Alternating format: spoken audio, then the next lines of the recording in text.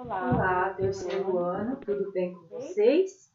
Hoje, quinta-feira, dia 27 do mês de maio, nós vamos estudar História e Geografia. Na última aula, nós estudamos sobre favelização, vocês se lembram? Favela é um conjunto de moradias irregulares e precárias, em geral com pouco conforto e segurança, em bairros sem infraestrutura.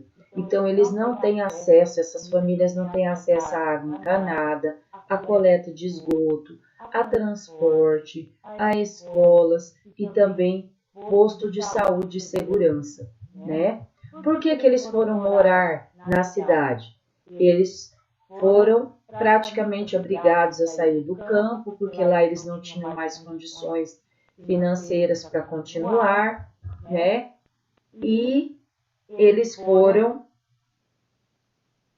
em busca de oportunidade na cidade, em busca de trabalho, em busca de estudo para os filhos, mas as cidades não estavam preparadas para receber tantas pessoas, né? Então, muitos problemas foram acontecendo e um deles foi a criação das favelas, né? Porque as pessoas não tinham dinheiro, elas pegaram material que encontravam a maioria no lixo, né? E foram construindo casas em lugares que eles não compraram, em lugares que não são deles, e foram ali se amontoando, como nessa imagem aqui, né? Essas construções não têm projeto, essas construções não têm estrutura, então elas podem desmoronar a qualquer momento, principalmente em período de chuva, quando acontecem os deslizamentos nos morros. Nessa aqui, essas casinhas, esses barracos foram construídos próximos a rio, a córregos, então quando chove, o nível de água aumenta, invadindo a moradia deles. Então, é uma forma de vida bem complicada, né? Agora nós vamos observar a imagem na página 137. Observe a imagem. Olhem só. O município de São Paulo é o mais rico do Brasil. Porém, a cada 100 moradores, mais de 10 moram em bairros irregulares. São os bairros formados pelas favelas, tá? Então, cada 100, 10 moram em bairros irregulares. Nessa foto, há 2 bairros de São Paulo. À direita, esse aqui, bonito, é um bairro do Morumbi. E esse aqui da esquerda é chamado de Paraisópolis, tá? Na verdade, são casas construídas sem estrutura, de forma irregular, né? Elas não têm a mesma estrutura do que as casas e prédios desse outro bairro aqui. São bairros totalmente diferentes. Um é o contrário do outro. Esse é bem estruturado, tem uma aparência bonita, né? Eles têm documento do terreno, da propriedade que eles têm. O contrário acontece com esse outro bairro aqui, que é o de Paraisópolis. Então, essa foto é de São Paulo, do ano de 2019. Que semelhanças é possível observar entre esses 2 bairros? O que eles têm de parecido? Nos 2 bairros tem o quê? Residências, né? Residências que servem para as pessoas morarem, certo? Então, nos 2 bairros há residências, né? Em que moram pessoas, né? Muito bem. Número 2. E que diferenças você observa?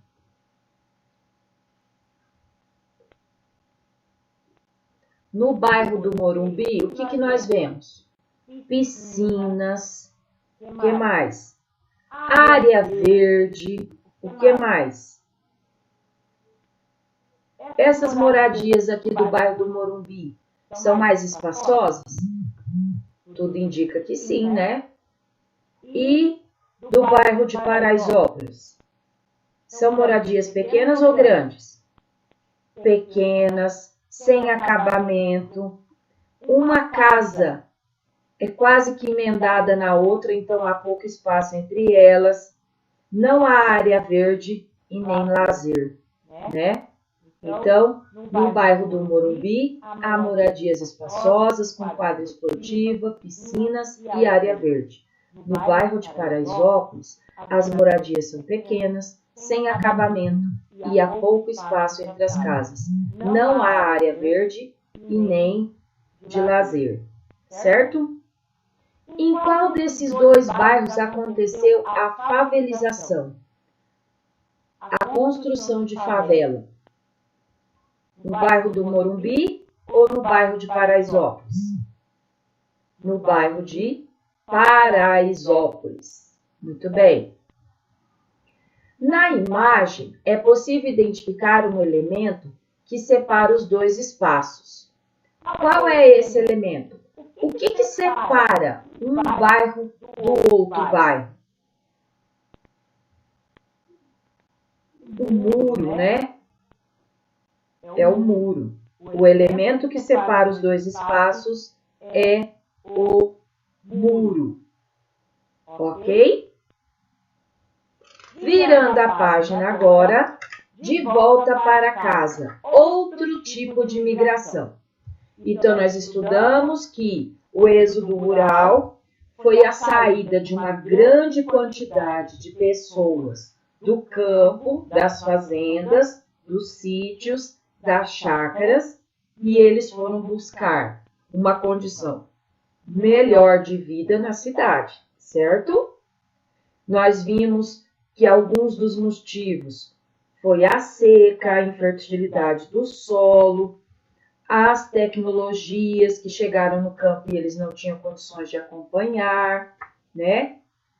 E o que aconteceu com essas pessoas quando elas chegaram na cidade?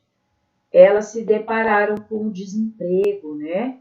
Elas não tinham estudo, não estavam preparadas, algumas tiveram que trabalhar com reciclagem de lixo, né? Que é chamado de subemprego, e ganhar menos, né? Do que uma pessoa que trabalha registrada, né? Agora nós vamos aprender sobre a volta para casa, outro tipo de migração. Além da saída da população do campo para a cidade, no Brasil também ocorre migração urbana entre municípios, nos mais diversos locais do país. Esses migrantes também estão em busca de emprego e melhores condições de vida. Nos últimos anos, tem ocorrido um movimento de volta dos migrantes para sua terra natal, chamado de migração de retorno. Então, a pessoa, por exemplo, saiu do Rio Grande do Sul, veio morar aqui no estado do Mato Grosso do Sul, ficou aqui por um tempo e resolveu voltar para sua terra natal, para o estado do Mato Grosso do Sul. Ou o contrário, ou de outro estado para outro. Entenderam? Isso é chamado de migração de retorno. Os principais motivos são falta de oportunidade de emprego nos municípios para onde eles migraram, o crescimento econômico da região de origem, o auxílio do governo federal às pessoas com baixa renda. Isso tem ajudado aqueles que estão em situação de miséria a ter o mínimo para a sobrevivência. Por isso, muitos que migraram retornaram para sua terra natal. Terra natal é o lugar em que a pessoa nasceu, né? Então, essas pessoas saíram da sua terra natal, foram para outro lugar, mas a vida nesse outro lugar já não está boa, né? Elas já estão passando por dificuldades. Então, elas resolvem voltar para sua terra natal. Durante aproximadamente 50 anos, entre os anos de 1950 e o ano de 2000, era comum migrar a família toda. Então, família saía da sua terra natal e ia para outro local. Mas hoje em dia, quem deixa sua terra natal, ele tende a ir sozinho. Sabe por quê? Porque planeja ficar fora somente o tempo suficiente para ganhar um bom dinheiro e depois voltar. A prof mora no Esplanada 3, certo? Eu já conversei com vocês que antigamente aqui, nem tão antigamente, há poucos anos atrás, toda essa região aqui dos bairros Esplanada era lavoura, né? Só que a cidade foi crescendo e as pessoas, a pessoa que plantava aqui na região, vendeu para um loteamento. O dono do loteamento separou essa terra em partes, dividiu ela em lotes e vendeu. As pessoas que compraram esses lotes, elas construíram suas casas, certo? E aqui nesse bairro Esplanada, tem muitas pessoas que vieram da região nordeste do Brasil. São os chamados nordestinos. Eles vieram para cá em busca de oportunidade de trabalho, porque no Nordeste é uma região que passa por grandes períodos de seca, então eles quase não conseguem produzir as suas lavouras. São lugares assim mais pobres, com pouca oportunidade de trabalho. Então eles vêm para cá com o sonho de arrumar emprego, de ganhar dinheiro e poderem voltar para sua terra natal. E a prof conheceu aqui uma pessoa que veio trabalhar na minha casa como servente de pedreiro, que ele veio para Chapadão do Sul sozinho. Ele não trouxe a sua família junto. Ele veio, a sua família continua no Nordeste, no estado do Maranhão, e todo mês ele manda dinheiro para sua esposa manter os 3 filhos e ela que ele deixou lá. Quando que ele vai trazer essa família para cá? Quando ele estiver numa situação financeira melhor. Ou ele pretende juntar um dinheiro e voltar para lá, para eles poderem continuar na sua terra natal e ter uma vida melhor. Nessa imagem aqui, nós vemos o embarque de passageiros na rodoviária de Salvador, na Bahia, no ano de 2017. Então, vocês vejam, o que eles carregam com eles? Apenas as mochilas com as roupas, com os seus poucos pertences, né? A mudança deles, os móveis, ficaram para trás. Então, eles são muito corajosos. Parem e pensem. Eles deixam a sua terra natal, vêm para um lugar estranho, onde eles praticamente não conhecem ninguém, para tentar uma vida diferente, uma nova oportunidade de vida. Agora, na página 139, nós vamos organizar ideias. Então, nós vamos preencher o esquema com as principais ideias sobre migração que você aprendeu até agora. Migração é a saída de pessoas de um lugar que elas vão para outro. E a migração, em grande número, quando acontece com um grande número de pessoas do meio rural e ela sai para a cidade, é chamado de êxodo rural. Certo? Vamos lá então. O êxodo rural, as pessoas saem da onde e vão para onde? Elas saem do campo e vão para a cidade. Muito bem.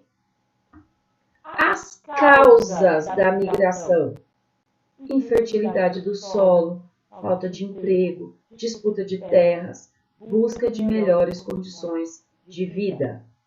Certo? Consequências: positiva ou negativa? Melhora da qualidade de vida e trocas culturais. Consequências positivas. E o desemprego ou subemprego e a favelização? Consequências negativas. Muito bem. Características do migrante atual. Como que é o migrante atual? Ele vem com toda a família ou ele vem sozinho? Ele desloca-se sozinho. E depois disso, ele pretende voltar para onde? Ele pretende retornar à terra, à sua terra natal. Certo? E agora a última que nós estudamos. A migração de retorno. Ela acontece o quê? Entre pessoas que mudam entre municípios, de um município para outro, certo? Quais as causas? Falta de emprego, crescimento econômico de seu lugar de origem e auxílio do governo, certo? Então, na nossa aula de hoje, nós aprendemos que muitos dos migrantes estão voltando para a sua terra natal.